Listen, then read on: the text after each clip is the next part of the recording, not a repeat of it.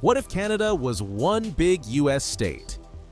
What I'd like to see, Canada become our 51st state. I'd love to see that, but some people say that would be a long shot. Donald Trump. If that ever happened, the US and Canada would merge into the largest country on Earth. Together, they'd cover 7.66 million square miles.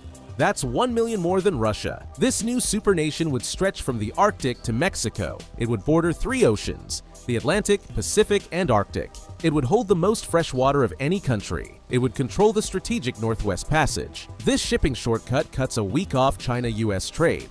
Economically, the impact would be enormous. Together, the US and Canada would have a combined GDP of $32 trillion. This is over a third of the entire global economy. Trade would become seamless. The merger would also create an energy superpower. Combined, the two nations would produce 6.6 billion barrels of oil a year. They'd also extract 41 trillion cubic feet of natural gas. That's more than Russia and Saudi Arabia combined. Canada's supply of critical minerals would strengthen US tech and defense industries. Militarily, the US has the upper hand. It fields 1.3 million active troops and over 13,000 aircraft.